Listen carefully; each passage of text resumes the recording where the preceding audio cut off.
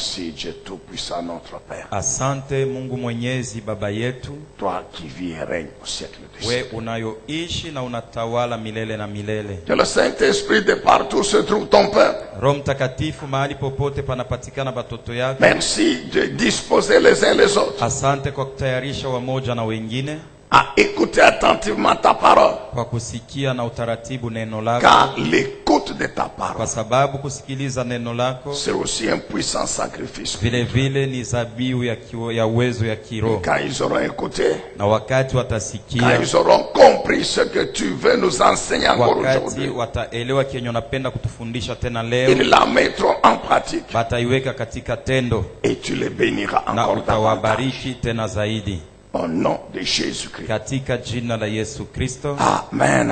Amina. Que Dieu soit loué, que Dieu soit béni. Mungu asifiwe, Mungu abarikiwe. Bien-aimés peuple de Dieu, que Dieu vous bénisse de partout où vous êtes. Wapendwa watoto wa Mungu, Mungu amibariki mahali popote mnapatikana. Nous voulons maintenant écouter la parole du Seigneur. Sasa tunapenda kusikia neno la Bwana. Nous vous rappelons que depuis un temps, Tunamikumbusha ya kwamba tokea wakati fulani Dieu nous parle sur la pensée suivante. Mungu anaongea nasi kuhusu wazo hii, Délivré de l'esclavage mwenye kufunguliwa toka butumwa pour servir l'éternel Dieu. kwa sababu ya kumtumikia wa milele Bwana, Délivré de l'esclavage mwenye kutoshwa ndani ya pour butumwa servir l'éternel Dieu juu ya Tout-Puissant. kumtumikia Mungu Mwenyezi. C'est ainsi que nous prenons nos Bibles. Na ni vile tunachukua mabiblia yetu, Nous lisons encore Apocalypse chapitre 1er. tutasoma tena kitabu cha Ufunuo sura yake ya kwanza. Ce sont les versets Ni mashairi de base. ya msingi. Apocalypse chapitre 1er, Ufunuo sura ya kwanza, le verset 5. shairi yake ya 5. Apocalypse 1, 5. Ufunuo sura yake ya kwanza mstari wa 5. La Bible dit, et de la part de Jésus-Christ, le témoin fidèle ou digne de foi, Biblia inasema tokea Yesu Kristo mshuhuda mwaminifu au anayestahili kumtumainia, le premier-né d'entre les morts et le souverain des rois de la terre. mzaliwa wa kwanza na mtawala wa watawala wa dunia.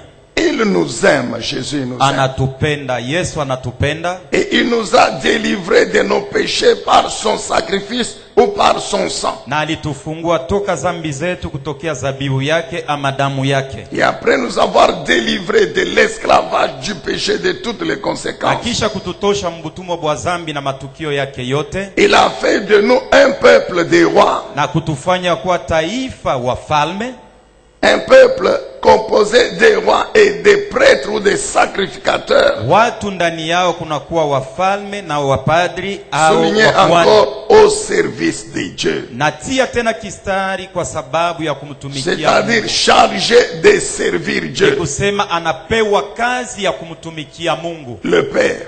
Baba.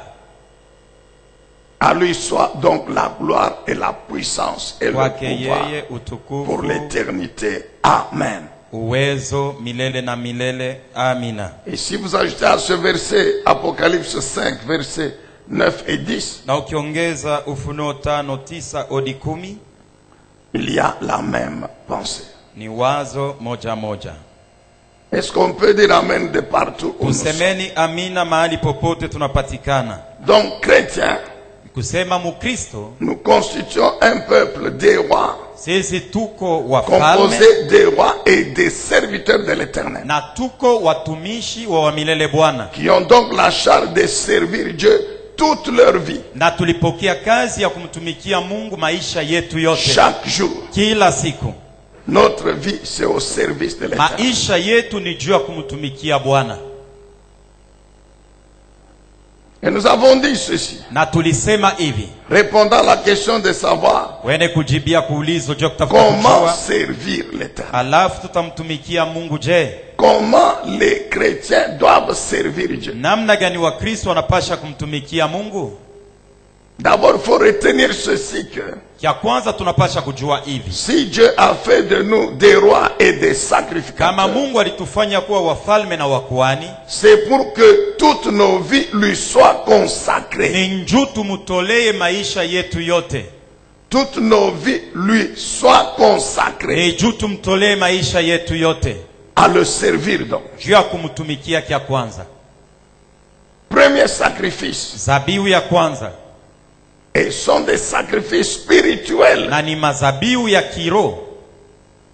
Parce que c'est l'homme intérieur, l'esprit et l'âme qui lui associent. Kwa sababu ni mtu wa kiroho wa ndani, roho na nafsi yanaambatana naye. Auquel Dieu s'adresse. Njo benye Mungu anaambia. Que Dieu a délivré de l'esclavage. Ya kwamba ni yeye ndiye Mungu alifungua toka utumwa. Ainsi, lorsque cet homme spirituel est délivré, Na ni hivi wakati huyu mtu wa kiroho amefunguliwa, il reçoit la vie de Dieu. Anapokea uzima wa Mungu. Et il communique cette vie à l'homme physique dans lequel il est. Na anamkizia ule uzima ndani ya mtu kimwili mwenye anapatikana. Pour que tout l'être de l'homme, Hivi umutu wote wa mtu, esprit, âme et corps, roho, nafsi na mwili, puisse maintenant servir Dieu. wapate kumtumikia Mungu.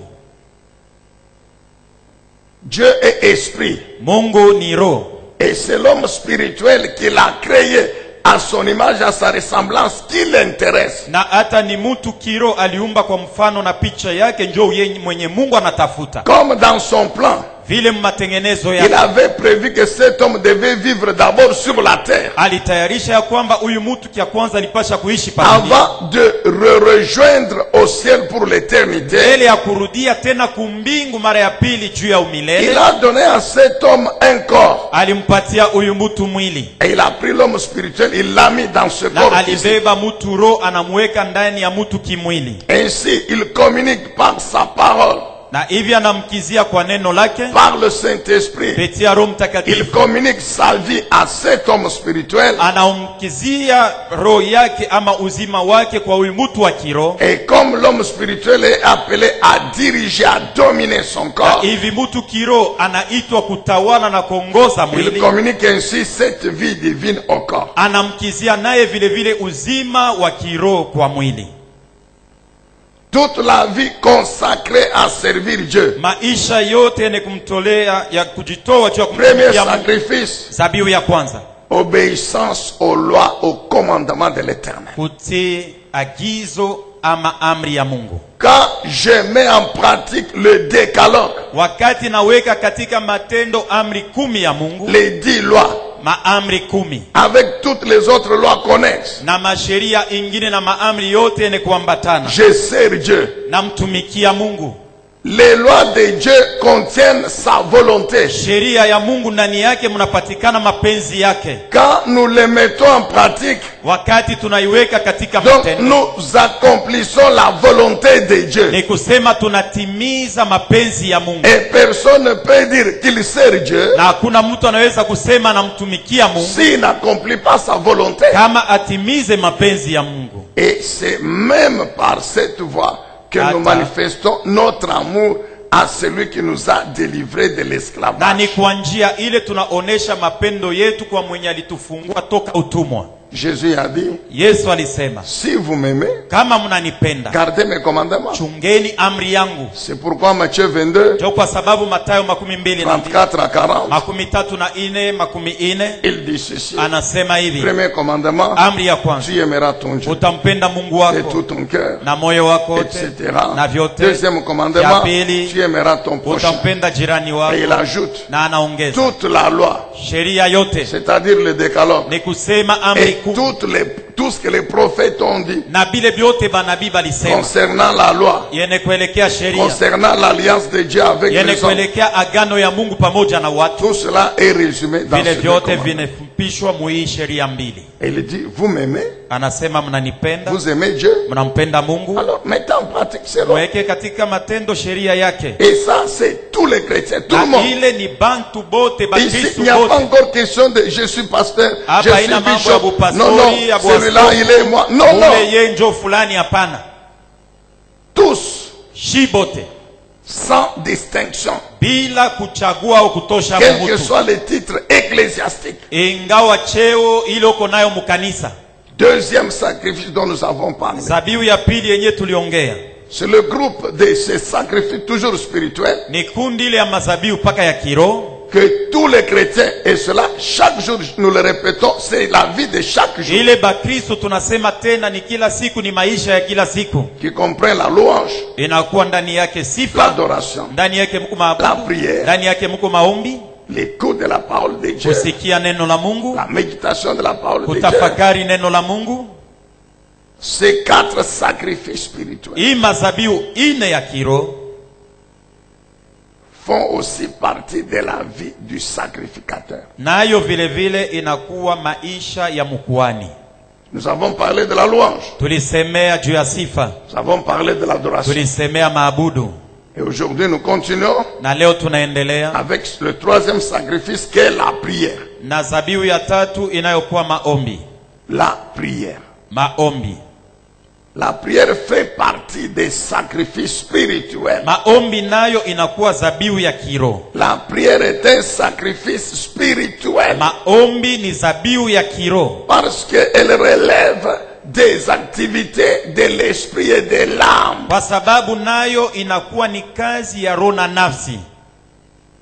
Nous pouvons faire des gestes quand nous prions. Tunaweza kutembea, tunasimama, tunaikala wakati tuko naomba, Gesticuler, bien sûr, là vous comprenez, sont les mouvements du corps. na hata au kwenda huku na huku, ni kusema ni mwili ndio iko nafanya ile Mais matendo. ce n'est pas ça la prière, non. Haina njo maombi ile, Les hapana. mouvements du corps, Kutenka kwa mwili nous les faisons. tunaifanya. C'est vrai, ils peuvent avoir un certain soutien. Ni kweli à la naweza prière. kuwa na usaidizi fulani kwa maombi. Mais c'est d'abord l'activité de l'esprit. Cha kwanza maombi inakuwa kazi ya kiroho. C'est pourquoi nous donnons au corps certaines positions. Njo kwa sababu tunapana mwili hali fulani. Ça peut être à genoux, Naweza kuwa unatwanga magoti, ça peut être debout, naweza kuwa on bwima, peut être assis, naweza kuwa ulishaikaa chini, assis par terre, naikaa chini, assis sur un siège, ulishaikaa pakiti. etc. On Ah, reviendra oui, sur les attitudes du corps pendant la prière. Tutasemea juu ya hali ya mwili ndani ya maombi. C'est tout simplement donc une attitude qui permet qu'on puisse prier. Ni hali tu ile nasaidia tupate kuomba. C'est vrai, on parle de plusieurs types de prières. Ni kweli wanasemea mahina ya kuachana ya maombi, Prière de supplication. maombi ya kusii, Mais la prière elle-même est une supplication. lakini maombi kwanza yo yenyewe ni kusii. Comme on va voir si la prière Kama vile tutaona kama doit maombi être faite par quelqu'un qui est humble. inapasha kuombewa na mwenye anakuwa mnyenyekevu. L'humilité marche avec la supplication. Unyenyekevu unatembea pamoja na kusii.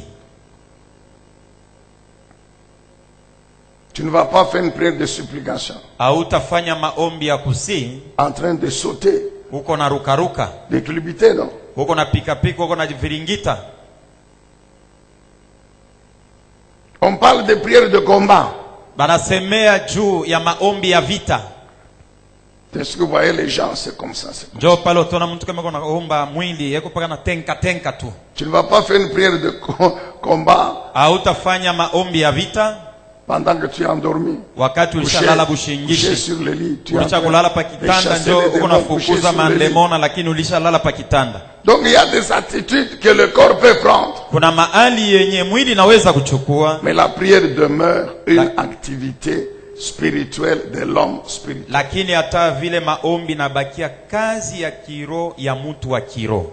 Et comme nous allons le voir, Na vile tutaona la prière maombi marche ensemble avec les autres sacrifices spirituels comme la louange, l'adoration. iko natembea pamoja na mazabiu ingine ya kiroho, kwa mfano sifa na maabudu. D'ailleurs, nous verrons parmi les éléments de la prière, il y a la louange. Na tutaona katikati ya vifai vyenye vinakuwa ndani ya maombi kunakuwa sifa. C'est pourquoi nous avons dit louer Dieu, c'est en même temps prier. Ndio kwa sababu tulisema ya kwamba kama uko na msifu Mungu ni kuomba tena C'est Mungu. pourquoi quand nous louons Dieu, Ndio kwa sababu wakati tunamsifu nous Mungu devons faire un effort pour ne pas être distraits. tunapasha kukankamana juu tushilengame. Et nous cessons de répéter aux musiciens, même au peuple de Dieu, Na tuache que la kuambia waimbaji na louange watoto wa Mungu ya n'est kwamba pas sifa un concours de danse. haina mambo ya kutafuta kujionesha, sema wewe ndio unayua kupika maringa kukushindia On bote. peut danser, on peut gesticuler, Unaweza kupika mais maringo, on n'est unaweza pas kufanya dans vyote. un concours pour dire c'est moi le meilleur danseur. Non. Haina mabichano ya kusema tutaona ule atokea wa mwisho mkupika wa kwanza mkupika maringa, À ce moment-là, la préoccupation sera au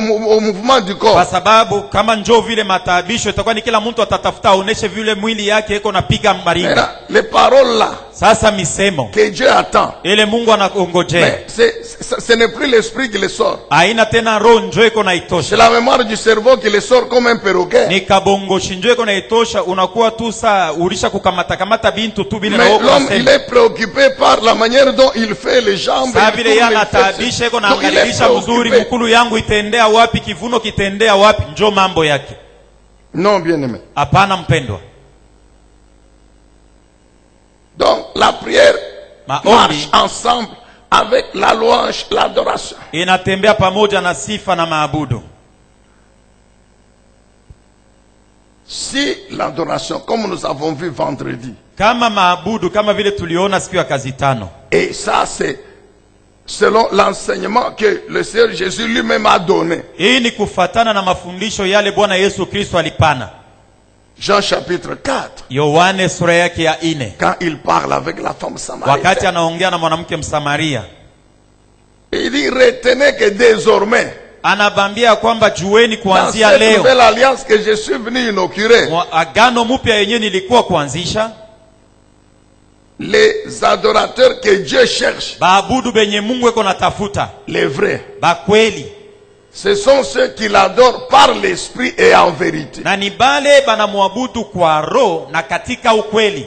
Vous pouvez définir l'adoration comme vous voulez. Unaweza Vous pouvez kufafanua monter, descendre. maabudu vile unataka, unasema vile vyote unataka. Mais si le Seigneur dit par l'esprit en vérité, Lakini kama Bwana anasema kwa roho na katika ukweli, ça peut se résumer en quoi? tunaweza kuyafupisha kwa Donc, nini? la vie, Ni kusema uzima, ma vie maisha du yangu chrétien ya Mkristo consacré à Dieu, yenye kumtolea Mungu, à le servir, ya kumtumikia, non pas par moi, hapana kupitia mais mimi, par la puissance du lakini Saint-Esprit. kwa uwezo ya Roho Et Mtakatifu, c'est ça la vérité. na njoo ukweli, Et en conformité avec la vérité qui est la parole de Dieu. na kulinganishwa na ukweli anayekuwa neno la Mungu. C'est Jésus qui dit. Ni Yesu njoo Donc, vous anasema. comprenez que Unaelewa ya kwamba donc, toute la vie du chrétien, c'est une adoration. maisha yote ya Mkristo njoo maabudu. Alors si toute la vie du chrétien est une adoration, Na sasa kama maisha ya Mkristo ndiyo maabudu, et que la prière fait partie des sacrifices spirituels, na hata maombi inakuwa nayo zabiu ya kiroho, donc elle ne peut pas être séparée de l'adoration. ni kusema haiwezi kutenganishwa na maabudu. Alléluia. Amina. La prière, Maombi c'est un moyen de communiquer avec Dieu. ni namna iwezekanayo ya kuongea na Mungu, Un moyen de communiquer avec Dieu. namna iwezekanayo ya kuongea na Mungu, De parler avec Dieu ou parler à Dieu. kuongea na Mungu au kuongea pamoja naye Mungu. La nuance, elle est importante. Achanisho ni ya muhimu, Communiquer avec Dieu, kuongea na Mungu, parler avec Dieu. kusungumuza na C'est-à-dire, Mungu. pendant que je prie, Ni kusema wakati niko naomba je fais attention. na keba ange, Je ne suis pas préoccupé seulement par ce que je dois dire à Dieu. shitaabishwe paka na bienye mi nataka kumwambia Mungu, Mais je suis aussi attentif. lakini niko tena msikilivu, Car pendant que je parle à Dieu, Dieu peut aussi me kwa parler. sababu wakati niko naongea na Mungu na ye Mungu anaweza kuongea na mimi. Souvent, c'est l'œuvre du... Nous verrons que comment prier. Kila mara tutaona namna gani tunapasha kuomba. Quand nous verrons que prier par le Saint-Esprit, Kama wakati tutaona ya kwamba kuomba kufuatana na Roho Mtakatifu. quel est le rôle du Saint-Esprit quand nous prions? Kazi ya Roho Mtakatifu ni nini wakati tuko naomba? Kia kwanza C'est oindre notre esprit. ni kupaka mafuta roho yetu. Par cette onction, il y a l'inspiration. Kwa upako ule kunakuwa kuvuviwa, Il y a la direction en fonction de la volonté de Dieu pour moi. kunakuwa kuongozwa kufuatana na mapenzi ya Mungu ajili yangu. Et la puissance du Saint-Esprit permet à l'homme de ne pas être distrait. Na hata uwezo ya Roho Mtakatifu na mruhusu mtu ashilengame. Quand nous prions, Wakati tunaomba, nous devons être attentifs. tunapasha kuwa wasikilivu. Comme c'est le Saint-Esprit qui me conduit, Saa vile ni Roho Mtakatifu jeko na niongoza, tu peux être en train de prier, unaweza kuwa uko naomba, mais tu commences à sentir lakini uko nasikia que tu dois plutôt changer d'orientation. unapasha kubadilisha maombi. Ne résiste pas, change. Hapana kukankamana, badilisha. C'est vrai, le besoin peut être légitime. Ni kweli hitaji inawezekana kuwa mzuri. Mais le Saint-Esprit ne veut pas que tu restes dans cette orientation. Lakini Roho Mtakatifu apendelee ubakie uko nafanya byenye uko nafanya.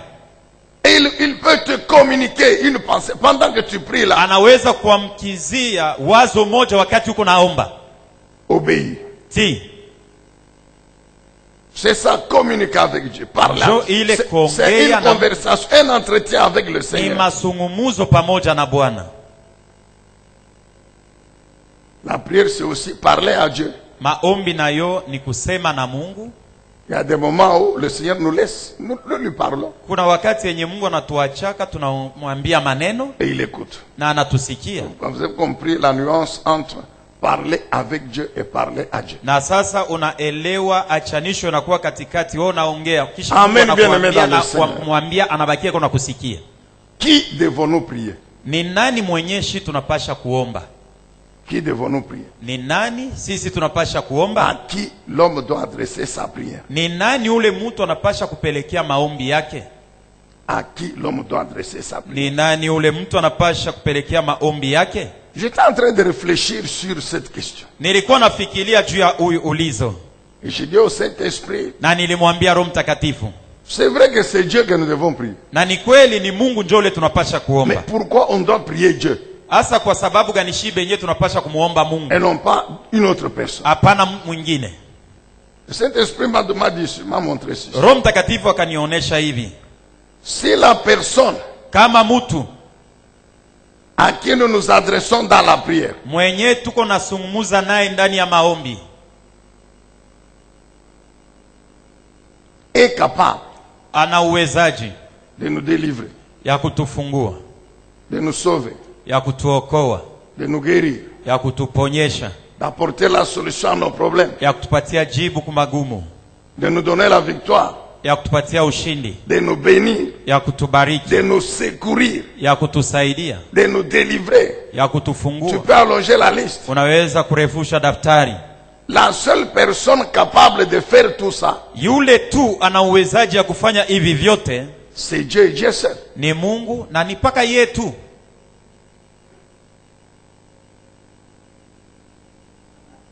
C'est vrai, les hommes ont mis leur confiance sur d'autres hommes. Ni kweli kuna watu wengine walishatumainia watu wengine. Les hommes ont mis leur confiance en leurs prophètes. Watu walishatumainia banabii babo. Les hommes ont fini par croire. Watu mwisho ya yote wanafikia mkuamini. Leur vie peut être influencée par la parole qui sort de la bouche de l'homme qui se dit prophète. Ya kwamba maisha yao inaweza kubadilika au inaweza kupata kitu fulani kufuatana na misemo itatokea mkinwa kia nabii wake. Mais quel cas était le prophète? Prenons les véritables prophètes de Dieu de la Bible. Tubebe tu mfano ya banabii ba kweli ba mbiblia. Vous pouvez me citer un seul unitaiye ko moya tu qui malgré ce qu'il a été, ingawa Kenya alikuwaka, n'a pas eu un jour un problème, siku nyingine na yeye akupatikanaka na magumu, qui n'a pas su résoudre lui-même, na yenye akukuwa na jibu ya kujipatia yeye mwenyewe. Le grand prophète Élie, nabii mkubwa Elia, c'est parmi les prophètes de puissance, les prophètes qui ont fait des miracles. Ni katikati ya banabii ba uwezo balitenda maajabu. Elia na yeye alikuwa. Mais pour qu'il mange, lakini juu ya kula chakula, pendant la sécheresse, wakati ya kukosewa, que lui-même a proclamé bien sûr de la part de l'Éternel, kipwa Kenya alitangaza yeye mwenyewe ndiyo kufuatana na vile Mungu alimpatia fursa. Ce sont les oiseaux qui l'ont nourri. Ni bandege njo balimulisha. Et après les oiseaux, kisha wandege, c'est une femme veuve. Ni mama moja mjane. À laquelle Dieu l'a conduit. Kwenye auprès Mungu, de laquelle Dieu l'a conduit. Kwa ule mama Mungu alimwambia Elia enda kaone. Quelle que soit la puissance du prophète, ingawa uwezo ile kona nabii, mais il reste un homme. Na yeye ni paka muntu. Et quand le jour de la mort arrive, il meurt. Na siku lufu lunataka kumubamba, lutamubamba na anakufa. Aujourd'hui, leo vous trouvez des religions. Utakutanisha madini. On est en train de démontrer aux gens beko naonesha watu que si vous n'avez pas prié au nom du prophète, kama maombi yako ile unaombaka kama uyomba kwa jina la nabii, votre prière ne sera pas exaucée. Maombi yako haitapataka jibu. Mais lakini le prophète en question, il est déjà mort. Nabii mwenyewe ule beko nasema alisha yeye kufuaka zamani. Il est mort. Alisha kufa. Il est déjà mort. Alisha kufaka. D'autres prient au nom des femmes. Bengine beko naomba kwa jina la banamuke.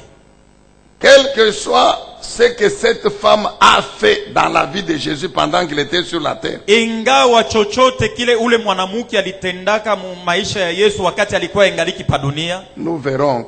Tutaona. Comment devons-nous prier? C'est que Jésus lui-même a dit. Tutaomba je namna ile Yesu mwenyewe anatufundisha.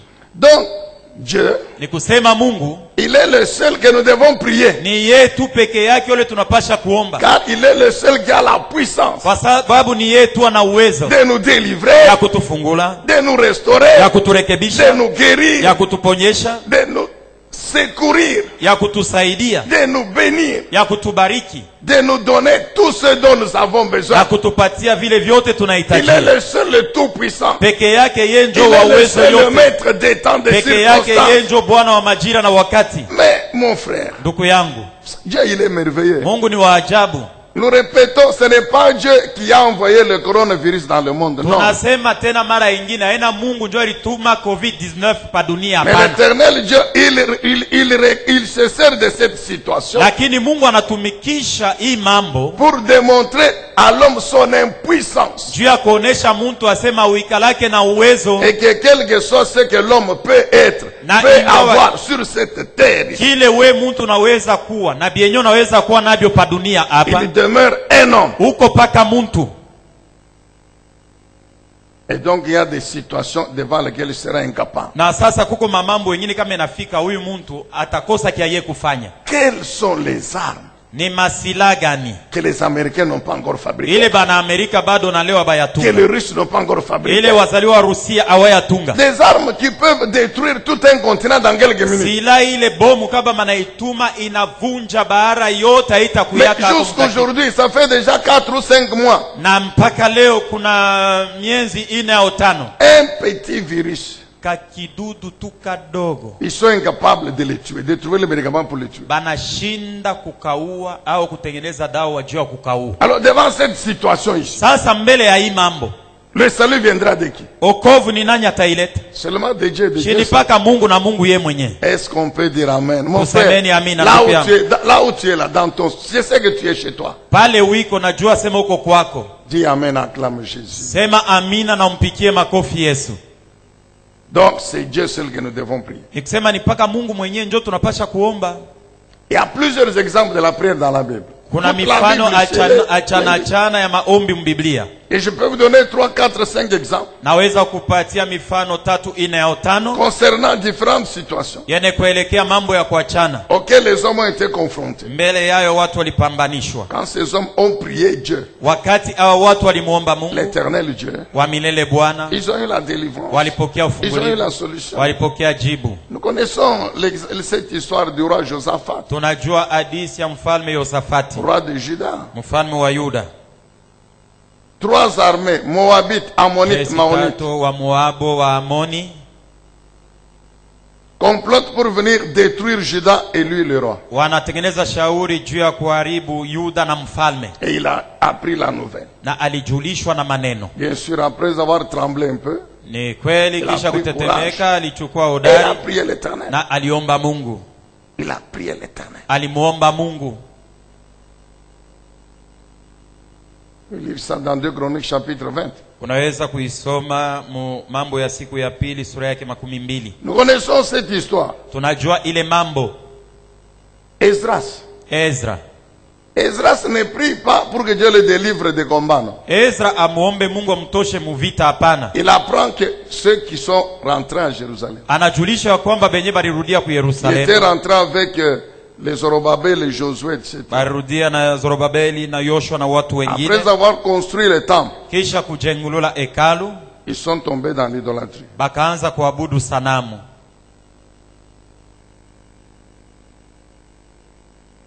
Ils ont violé la loi de Dieu. Balienda kinyume na sheria ya Mungu, qui leur interdisait de conclure des alliances de mariage avec les païens. Ili wakataza wasiowane na wapagano. Il a appris cette nouvelle. Alijulishwa ile habari. Ça lui a fait mal. ilimuumiza moyo, Et il a décidé de prier Dieu. na hata alibeba mpango ya kuomba Il Mungu. prend la décision maintenant d'aller à Jérusalem Anabeba mpango sasa ya kwenda ku Yerusalema pour faire quelque chose afin de ramener le peuple de Dieu à Dieu. kwa sababu ya kutenda maneno fulani juu ya kurudisha watoto wa Mungu Mais il kwa était Mungu. à Suse, Alikuwa kusuza, capitale du royaume de Mède na et de hata Perse, ilikuwa muji mnene ya ya Medi na sous Persia, le règne du roi Artaxerxès. na hata ilikuwa natawaliwa na mfalme Artaxerxes. Et il ne pouvait pas quitter sans l'autorisation du roi. Hakuwezi kuondoka bila fursa na kibali ya mfalme, Ainsi qu'il prie, na ni vile anaomba, demande à Dieu anamuomba Mungu, que Dieu puisse lui permettre Mungu amuruhusu d'aller à Jérusalem. ende ku Yerusalema. Mais il faut que Dieu touche d'abord le roi. Tafadhali kia kwanza Mungu amuguse mfalme. C'est ce que Dieu a fait. Njo kienye Mungu alifanya. Et quand ils sont autorisés de Na partir, wakati amepana fursa ya la kwenda, Bible dit qu'ils arrivent au niveau du fleuve à Ava. Biblia inasema wakati anafika pa Ils mto s'arrêtent Rahaba, 3 journées wanasimama de jeûne et prière. siku 3 ya mafungo na maombi.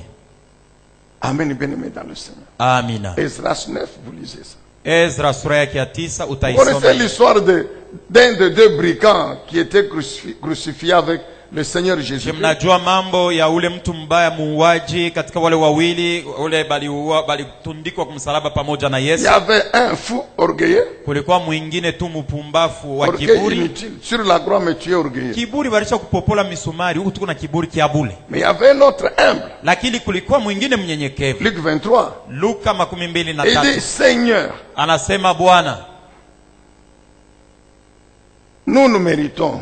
shiye njo tunastahili kuwa huku kumsalaba. Toi, tu ne mérites pas d'être crucifié. Wao ustahili kusulubishwa saa shi. Moi, je sais que tu es Dieu. Mimi najua sema wewe uko Mungu. Alors, ce que je te demande, Kienye na kuomba basi tu te souviennes de moi unikumbuke quand eko tu seras dans ton paradis. wakati utaingia mparadizo yako. Quelle prière de cet homme. Ni maombi gani huyu Bwana aliomba? Il a saisi l'opportunité. Alipokea mafanikio. La Bible dit, Jésus lui dit sur les champs. Biblia inasema ya kwamba Yesu anamjibu pale Aujourd'hui pale. là même, Leo hii tu seras avec moi dans le paradis. utakuwa pamoja nami mparadizo. Aujourd'hui. Leo hii. J'étais en train, quand je priais, le Saint-Esprit me rappelle ceci. Wakati nilikuwa naomba, Roho Mtakatifu Que ananikumbusha hii ça, c'est aussi une preuve. ya kwamba hii nayo ni kionesho Après la mort du corps physique, kisha kufa kwa kimwili, l'homme continue à vivre de l'autre côté. mtu anaendelea na kuishi ng'ambo ingine. Jésus savait qu'il va mourir, son corps va mourir. Yesu alijuaka ya kwamba atakufa, mwili yake itakufa, Que le bandit allait aussi mourir. na ule muuaji vile vile alipasha kufa, Mais il lui dit lakini anamwambia qu'aujourd'hui même, leo hii, donc après notre mort, nikisema kisha kufa après kwetu, la mort de nos corps physiques, kisha kufa kwa mwili yetu, toi et moi dans le paradis. we na mimi tutaingia mparadizo. Le paradis représente le monde spirituel. Paradiso inamaanisha ulimwengu wa kiroho. Alléluia. Amen. Donc bien aimé, il y a une vie après la mort du corps physique. Mpendwa, kuko uzima kisha kufa kwa kimwili. C'est pourquoi tu dois faire attention. Ndio kwa sababu unapaswa kukeba Oh, anje. on peut multiplier les choses. Tunaweza kujumlisha Daniel mifano. chapitre 9. Danieli sura yake ya 9. Cet homme, il prie pourquoi? Huyu bwana iko naombea Il nini? ne prie pas pour demander l'argent. Aombe juu ya Il kutafuta ne prie pesa. pas pour demander à Dieu la Aombe juu ya victoire. kumwomba Mungu ampatie ushindi. Le mariage, non. Ndoa hapana. Il intercède en faveur du peuple d'Israël qui était en captivité. Anaombea batoto ba Israeli benye balikuwa mkifungo. Lui-même, il était là-bas. Ye mwenye alikuwa pale. Alléluia. Amina. Que Dieu soit loué, que Dieu soit béni. Mungu apewe sifa na abarikiwe. Nous continuons parce qu'il faut qu'on avance un peu avec la prière. Tunaendelea kwa sababu tunapaswa kusonga mbele na maombi. Suivez attentivement cette question. Fateni na utaratibu ulizo. Quelles sont les caractéristiques Ni maali gani, tabia gani qu'une prière doit avoir? ile maombi inapasha kuwa nayo? Les caractéristiques Mahali qu'une prière doit avoir ile maombi inapasha kuwa nayo pour qu'elle soit un sacrifice spirituel que Dieu a créé. hivi iwe zabiu ya kiroho yenye Mungu anakubali. Quelles sont les caractéristiques Ni hali gani qu'une prière doit avoir maombi napasha kuwa nayo pour qu'elle soit un sacrifice spirituel que Dieu a créé. hivi uwe zabiu ya kiroho yenye Mungu anakubali. Parce que toute prière n'est pas un sacrifice agréable devant Kwa Dieu. sababu maombi yote haikalake zabiu ya kupendeza mbele ya Mungu. Il y a des prières qui sont des abominations Huko devant Dieu. maombi ingine ni machukizo mbele ya Mungu. Quelles sont les caractéristiques d'une prière Ni mahali gani ya maombi ya pour kiroho qu'elle soit un sacrifice que Dieu a créé? juu iwe zabiu ile Mungu anakubali? Amen, bien-aimés dans le Seigneur. Amina. D'abord, avant de répondre, Mbele ya kujibia, nous voulons dire ce qu'une prière n'est pas. tunapenda tuseme kwa kia kwanza kile aina njo maombi. Ce que cette prière Nikisema hii maombi que yenyewe Dieu doit créer n'est pas. ile Mungu anapasha kukubali, lakini haina njo ile. La prière n'est pas une interpellation de Dieu. Maombi haina kufokea Mungu, Ce n'est pas un jugement. haina kuhukumu Mungu. Nous n'interpellons pas Dieu quand nous prions. Hatuikalake tuko nafokea Mungu kama tuko naomba. Nous ne jugeons pas Dieu quand nous prions. Hatuhukumu Mungu wakati tuko naomba, Quelle que soit la situation. ingawa mambo yenyewe uko naishi. Même si la promesse est là. Hata kama ahadi yake iko, Même si c'est l'ange lui-même qui est venu pour te donner la promesse. hata kama ni malaika wa kutoka kwa Mungu ndio alikuwa kukuletea ahadi, Ce n'est pas une raison d'interpeller Dieu. haina sababu juu we uanze kufokea Mungu. Proclamer les promesses de Dieu quand nous prions ne doit pas prendre la forme d'interpellation de Dieu. Na hata hali ya kutangaza ahadi ya Mungu ndani ya maombi yetu haipashe kubeba mfano ya kumfokea Mungu. Obéir à Dieu, Kutii Mungu, mettre en pratique les lois de Dieu, kutia katika matendo hali hata ne maagizo ya doit Mungu. pas nous servir d'interpeller Dieu quand ça ne marche pas. Haina njo bintu vyenye tutatumikisha juu ya kumfokea Mungu kama bitu abiendeke maisha yetu. Seigneur, Bwana, depuis que je travaille, tangu mi huyu niko paka natumika, je paye la dîme. nalipaka na Je chekumi. donne même plus que la dîme. Shi mina toa Je nalipaka donne na les shindia offrandes. chekumi, mina toaka na J'ai sadaka. fait ceci. Shi J'ai ndifaki fait fulani cela. mukanisa. Seigneur, Bwana, mais pourquoi maintenant ça ne marche pas? sasa namna gani mimi maisha yangu Pourquoi on m'a abiende? chassé au travail? Juu ya nini na mkazi Pourquoi? mwenyewe ananifukuza juu ya nini? Comme maintenant là. Saa hivi leo. Seigneur, mais moi je paye la dîme. Sasa mimi mwenyewe huyu Mungu Je donne mimi nalipaka les offrandes. chekumi, mimi natoaka Mais sadaka. maintenant que les temples sont fermés, Hata hapa sasa penye mahekalu yenyewe ilishafungiwa. je suis parmi le petit groupe ici. Je dis bien le petit groupe. Niko katikati hapa bantu kiloko. Mimi nasema mzuri, yeko nasema bantu kiloko Parce que beaucoup ont oublié. kwa sababu ba mingi balisha na kusahabu lwabo, Et ça c'est dommage. na ile ni hasara. Un pasteur me dit, papa, Pastori moja ananiambia, baba, donc même pas un seul frère qui vient à l'église. sionake dit, tena je hata suis ndugu tous mwana les jours kwa à kanisa. l'église. Mi huyu naona baba, mi huku kanisa chiku yote. Ah, mon frère. Ndugu yangu. Ok, Sawa. fermons la parenthèse. Tufunge Mais nous disons mkaguo. ceci. Tuseme hivi.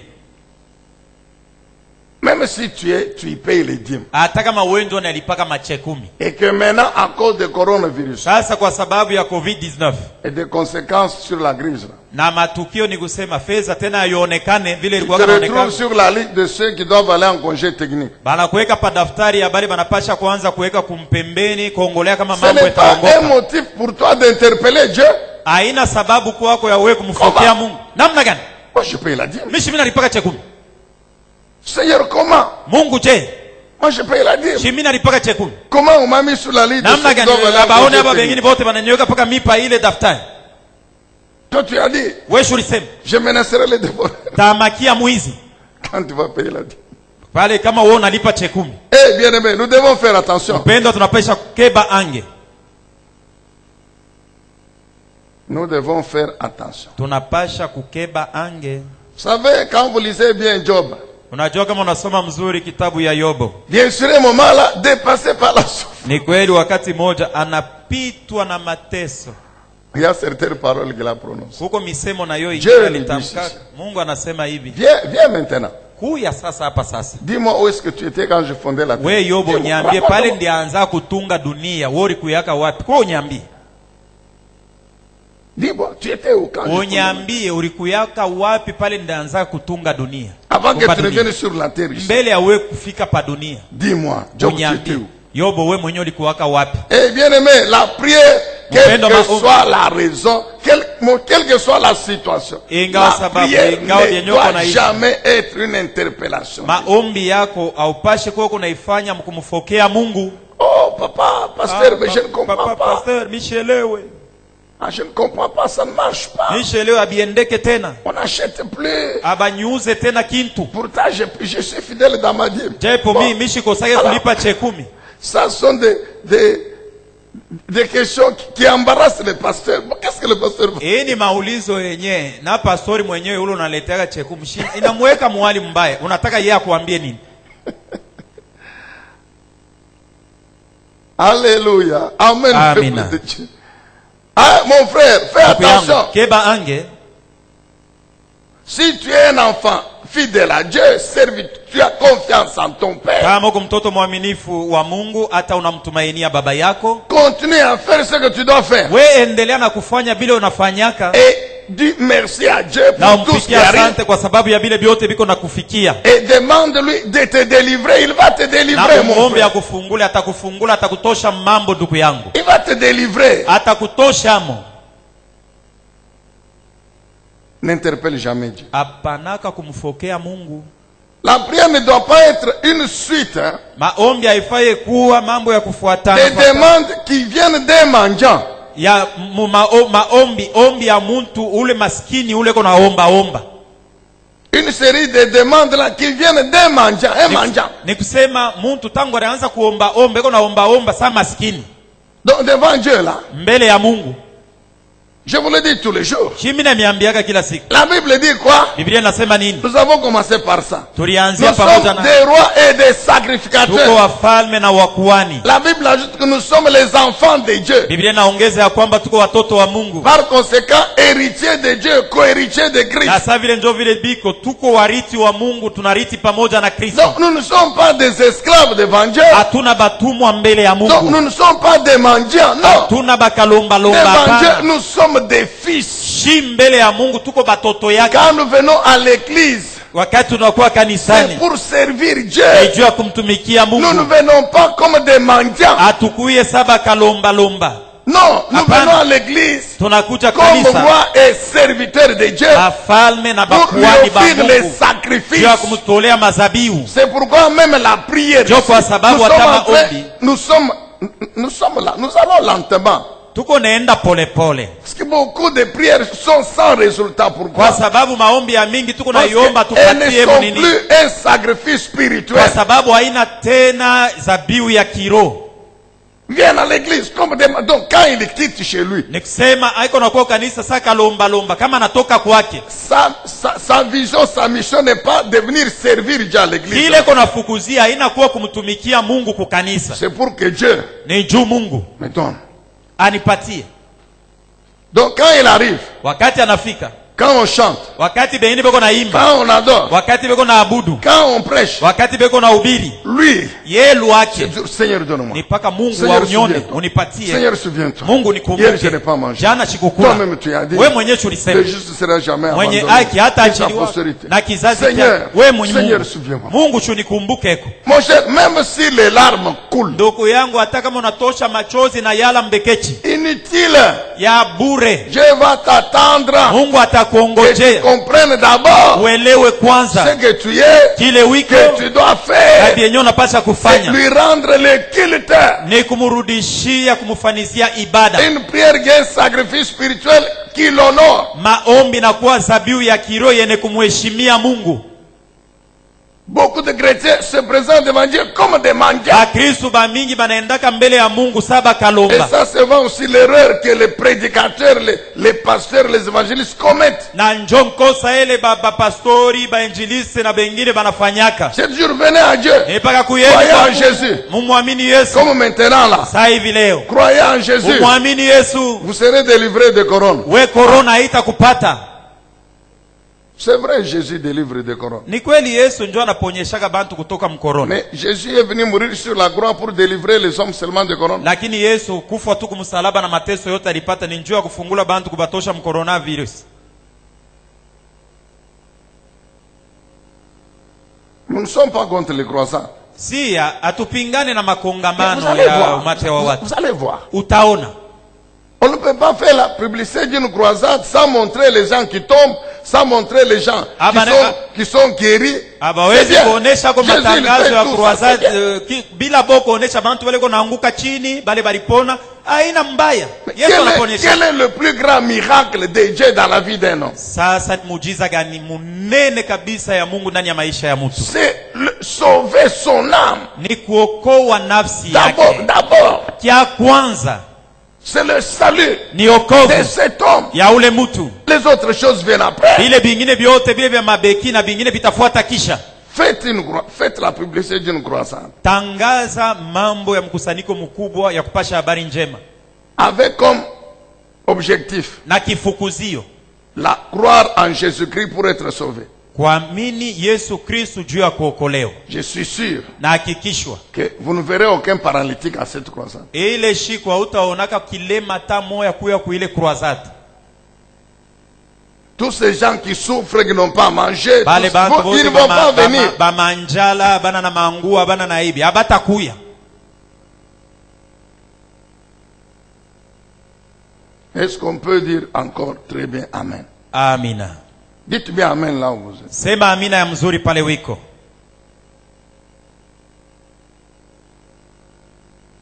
Nous sommes des serviteurs de Dieu. Tuko batumishi ba Mungu. Même ma prière ata mu maombi yangu doit être un service et sacrifice que j'offre à Dieu. Inapasha kuwa zabiu ile niko namtolea Mungu. Ce n'est pas une succession de demander mendiant, non. Hapana paka kuikaria kulomba lomba saka lomba lomba. Ni kusema mi mambo yangu bile biote niko natafuta ni paka kulomba lomba. Qu'est-ce que la prière ne doit pas être? Maombi haipashe kuwa nini?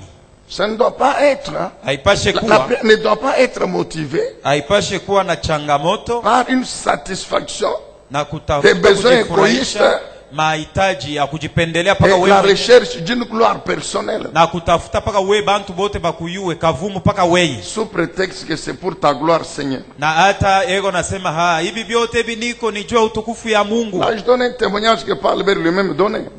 Hapa nitaleta ushuhuda ile Papa Albert alikuwa analeta. Il travaillait dans une entreprise à côté. Alikuwa anatumika katika kampuni moja pembeni. Dieu lui a demandé d'abandonner, de se consacrer totalement à son œuvre. Mungu anamwambia aache ile kazi ajitoe mkazi ya Mungu. Bien sûr, il n'avait plus de salaire qu'on lui payait. Ni kweli hakuwaka na mshahara. Il marchait à pied. Alikuwa anatembea kwa miguu.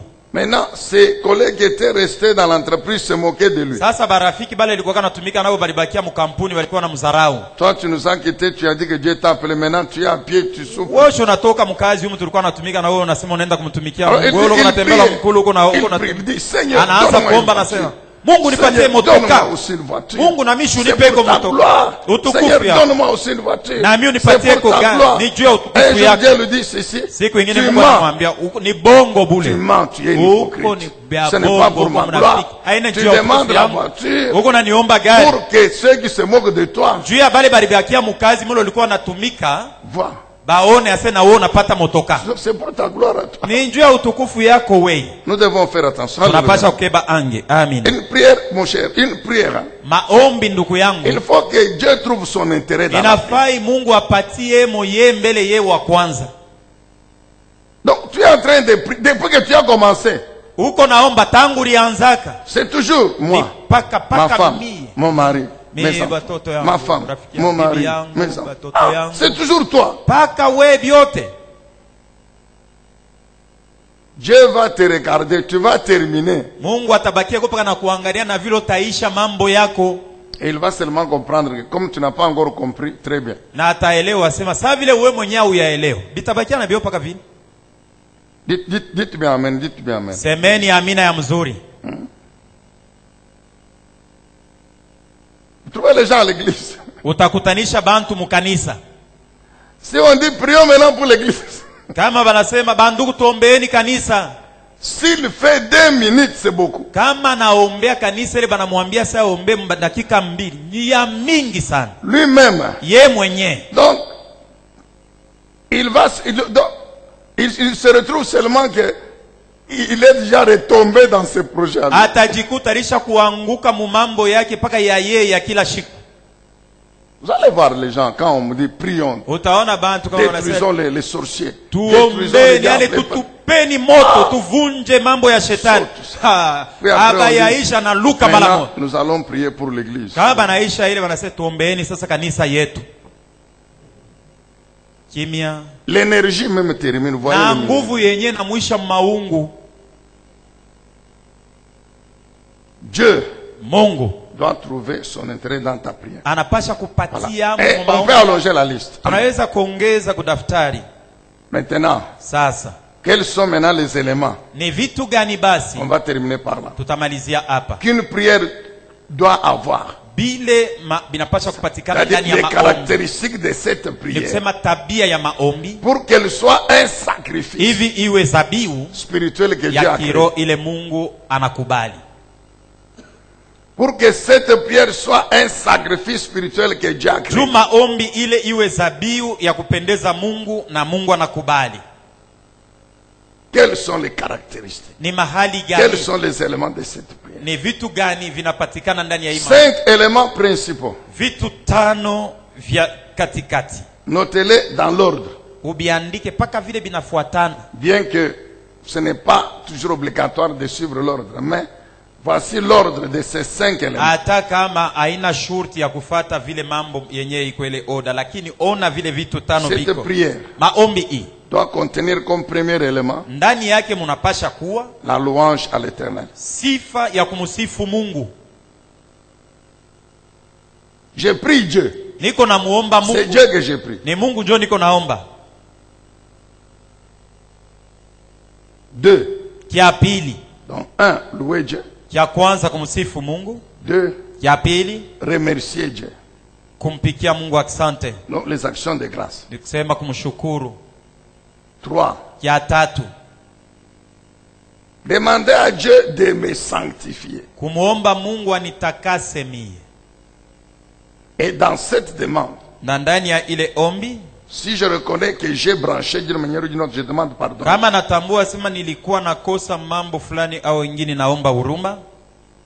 4. Kia ine, l'intercession. Kuombea. L'intercession. Kuombea. Or nous savons qu'intercéder, tunajua kwamba kuombea, c'est prier pour les autres. Ni kuombea batu bengine. Et 5. Na kia tano, les requêtes. Mahitaji.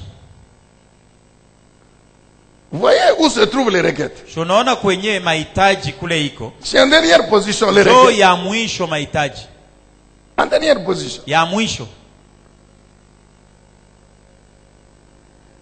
Quand vous prenez Matthieu 6, bon, on va arrêter par là. Matthieu chapitre 6, nous allons continuer mardi. Matthieu chapitre 6. Mathayo sura yake ya 6.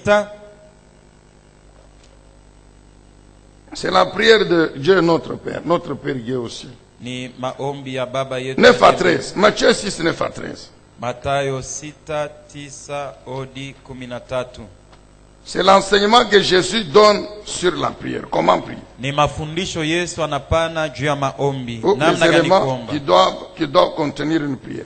Au vifai vinapasha kuwa ndani ya maombi. Matthieu 6, 9 à 13. Mathayo 6, 9 hadi 13. Jésus répond. On lui pose la question. Montre-nous comment nous devons prier. Yesu anajibu, banamuuliza utuoneshe namna gani tunapasha kuomba. Les apôtres qui lui posent la question. Ni mitume ndio banamuuliza. Jésus le répond. Yesu anabajibu. Priez donc ainsi. Ombeni hivi. Notre Père. Baba yetu.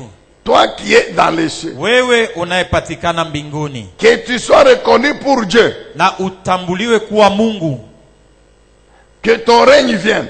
Ufalme wako uje. Que ta volonté soit faite. Mapenzi yako yafaniwe. Et tout cela na ile yote sur la terre comme elle l'est déjà au ciel. Duniani paka vile ilishatimilika mbinguni. Ça c'est la première partie de la prière. Injo sehemu ya kwanza ya maombi. De notre Père. Ya baba yetu. Que tu sois reconnu comme seul vrai Dieu. Utambulio ya kwamba wewe peke yako ndiye Mungu wa kweli. C'est ça la louange. Njo sifa. Et tu peux maintenant, donc, tu peux développer ça. Na unaweza kuongeza amo.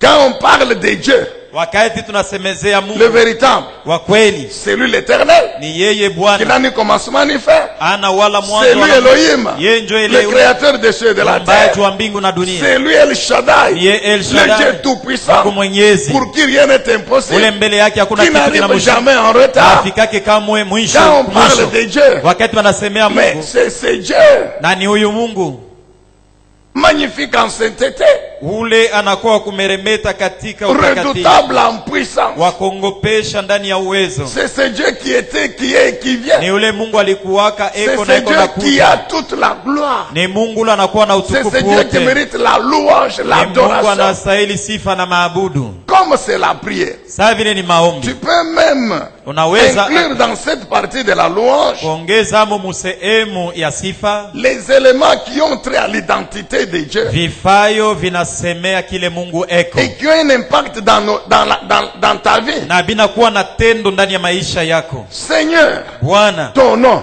jina lako, une tour forte, na inakuwa mnara wa uwezo. Mais pourquoi la Bible dit que le nom de l'Éternel est une tour forte? Kwa sababu gani Biblia nasema jina la Bwana ni mnara wa uwezo? Pour qu'elle soit notre refuge. Ni njoo iwe fazi ya siku kimbilia. La Bible dit que l'Éternel c'est un abri sous la tempête. Biblia nasema Mungu anakuwa kifichamio chini ya zuruba. Il est notre rocher, il est le rocher. Yeye ni mwamba, eko mwamba. Il est la puissante forteresse. Eko boma la uwezo. Pour qui? Mais pour nous, ses enfants. Njia banani, njuu ya shiba toto yake. Tout ça, c'est dans cette partie-là de la loi. Vile vyote ni paka muile sehemu ya sifa. Tu peux prendre 10-15 minutes, tu loues, unaweza kubeba dakika 10 au 15 uko na msifu Mungu. C'est ça ce que Jésus dit. Njo kenye Yesu anasema. Premièrement, kia kwanza, vous vous adressez à lui qui est au ciel. Muko namwambia yeye uko mbingu. Vous le louez. Na mnamsifu. Toujours dans cette première partie. Paka msehemu ya que kwanza. Que ton règne vienne. Ufalme wako uje. C'est important. Ni ya muhimu. C'est-à-dire, quelle que soit ma situation, basi ni kusema ingawa bienye niko naishi, quelle que soit ma souffrance, ingawa mateso niko ma naishi, joie, furaha yangu, quelle que soit ceci, cela, ingawa bifulani au bingine, mais lakini toi tu dois régner sur moi. Wewe unapasha kunitawala. Souvent on croit que kila mara tunazaniaka ya kwamba quand on souffre, wakati kunateseka, Dieu est parti. Mungu alisha kutuacha. Non. Hapana. Le règne de Dieu dans ta vie ufalme wa Mungu mu maisha yako ne dépend pas que ton ventre soit rassasié ou non. Haitegemee kama ulilala na njala au kama ulikula, hapana. Parce qu'après tout, Dieu il règne d'abord sur ton homme spirituel. Kwa sababu kia kwanza Mungu anatawala ndani ya mtu wako. Ndio ule Mungu yako natafuta.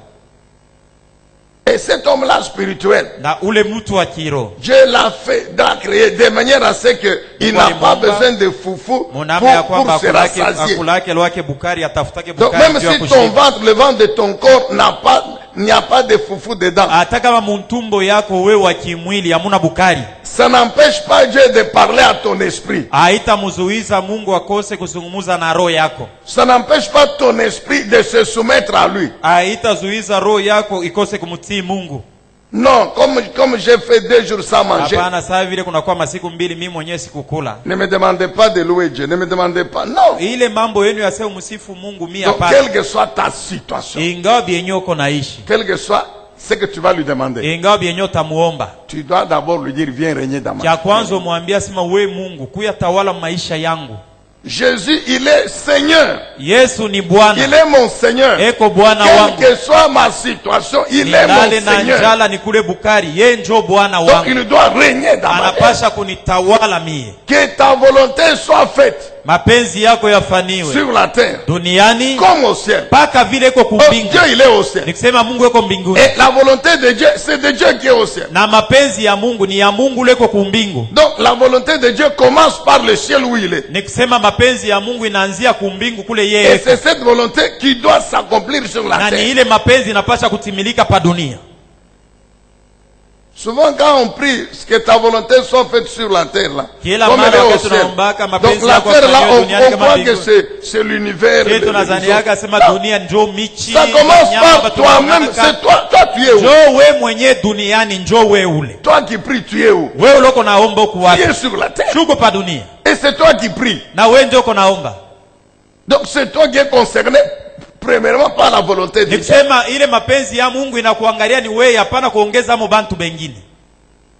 Donc vous voyez que cette première partie, elle concerne Dieu. Donc tu places Dieu à sa place. Après, vient maintenant la deuxième partie. La deuxième partie, on peut maintenant nous mettre. Donne-nous aujourd'hui le pain dont nous avons besoin.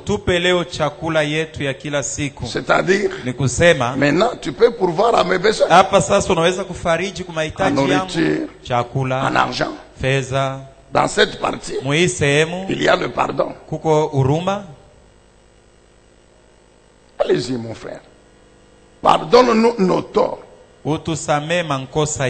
Nos péchés contre toi. Comme nous devons pardonner aussi à ceux qui nous ont fait du tort. C'est ici que se trouve le pardon. Ensuite, garde-nous de céder à la tentation. C'est-à-dire, rends-nous capables de vaincre la tentation. Et délivre-nous du diable. C'est là que la prière protège-moi. Soutiens-moi. Au nom de Jésus. Au nom de Jésus. C'est ça. Délivre-nous du diable. Et c'est ça la deuxième partie. Et tu ne peux pas commencer par la deuxième partie. Jésus enseigne sur la prière. Et il donne l'ordre. Et nous devons suivre. Et respecter. Pour que cette prière soit un sacrifice spirituel que Dieu a créé. Et on termine par encore la gloire. Alléluia. Amen. Amen, bien-aimé dans le Seigneur. Amen. Que Dieu soit loué, que Dieu soit béni. Donc tu as compris. Et tu peux maintenant que tu fermes les yeux. Ferme maintenant tes yeux là où tu es. Maintenant pendant quelques minutes, examine-toi un peu. Chaque fois que tu commences à prier, comment est ta prière?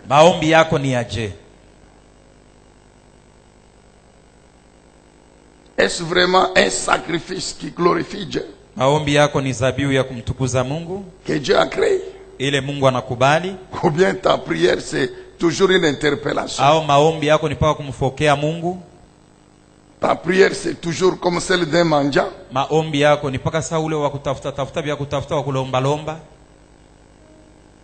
Quand tu pries, donc toi tu ne pries jamais. Même si un frère t'appelle, souviens-toi un peu de moi. Ces derniers temps, j'ai traversé un temps difficile. Quand tu te rappelles qu'il y a un frère t'a demandé, c'est seulement, Seigneur, souviens-toi du frère Jacques. Et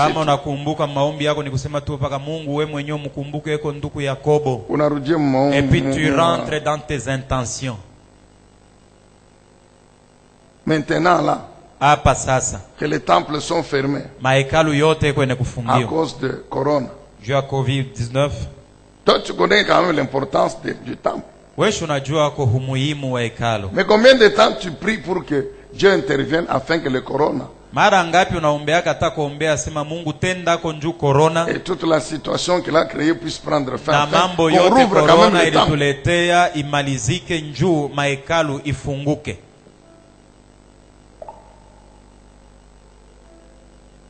Nos yeux sont toujours fermés. Examine-toi, mon bien-aimé.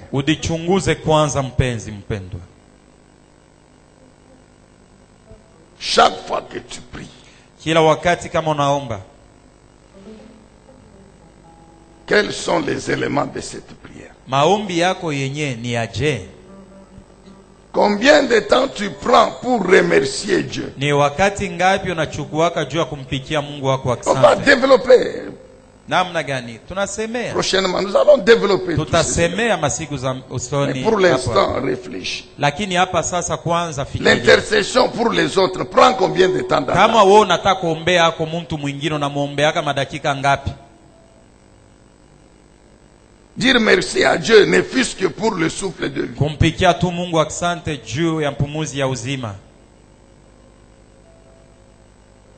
Tu as oublié tout ce que Dieu a fait. Unasahau vile vyote Mungu alikutendea. Parce qu'il y a encore un problème qui n'a pas encore résolu. Kwa sababu kuko mambo ile ingaliki na sasa ya kupatia jibu. Que le Saint-Esprit nous aide maintenant là. Roho Mtakatifu atusaidie hapa sasa. C'est important mon frère. Ni ya muhimu ndugu yangu. C'est bien de continuer à prier. Ni mzuri kuendelea na kuomba. Si c'est une prière qui n'apporte rien dans ta vie. Ni maombi yenyewe haikuletee kitu, uko unapoteza wakati. Dieu ne l'exaucera jamais. Mungu hata ijibiaka hata siku moja. C'est important. Ni ya muhimu.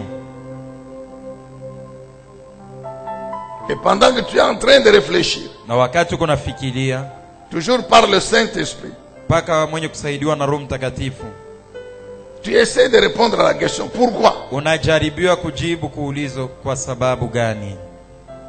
Ta prière est comme ça. Maombi yako iko ya vile. Que Dieu nous aide pendant ce temps. Mungu atusaidie kwa hiyo wakati. Dieu le Saint-Esprit, nous voulons te dire merci. Mungu Roho Mtakatifu tunakupigia asante. Te dire merci pour kupigia asante kwa sababu cet enseignement. Mafundisho hii. Par l'objectif que tu poursuis. Katika kifukuzio yako. C'est de nous bénir. Ni juu ya wewe kutubariki. De nous bénir. Kutubariki. Et pour nous bénir, il faut que nous te servions. Na juu ya kutubariki inafaa tukutumikie. Te servir tous les jours. Kutumikia kila siku. En remplissant notre mission de sacrificateur. Kufanya kazi yetu ya kikuhani. En remplissant la mission de sacrificateur. Kufanya kazi ya kikuhani. Aujourd'hui, il est question de la prière. Leo tunasemea maombi. Pardonne. Samea. À tous ceux. Kwa wale wote. Peut-être par ignorance. Saa zingine kukosa kujua. Leur prière. Maombi yao. N'a pas été un sacrifice spirituel. Haikukuwa zabihu ya kiroho. Peut-être par ignorance. Saa zingine kukosa kujua. Y en a-t-il qui sont dans le péché? Kuko wengine weko mzambi. Leur prière est une abomination. Maombi yao ni machukizo. Qu'ils se répandent. Watubu. Qu'ils abandonnent le péché. Waache zambi. Afin que leur prière hivi maombi yao soit un sacrifice que tu as créé. Iwe zabihu unayokubali. Aide ton peuple, Dieu le Saint-Esprit. Saidia batoto yako Mungu Roho Mtakatifu. À comprendre. Baelewe. Cette leçon que Jésus lui-même nous a donnée. Fundisho yenye Bwana Yesu Kristo alitupatia. Comment prier Dieu le Père? Namna gani tutaomba Mungu Baba? Merci Dieu le Saint-Esprit. Asante Mungu Roho Mtakatifu. Au nom puissant glorieux de Jésus. Katika jina la uwezo ya Bwana Yesu Kristo. Bien-aimé, continue maintenant à prier le Seigneur. Pendo basi endelea na kuomba Mungu. Ajoute quelque chose. Ongeza kile unaweza. À ce que nous venons de demander à Dieu pour toi. Kwa kenye tunatoka kuomba Mungu juu yako.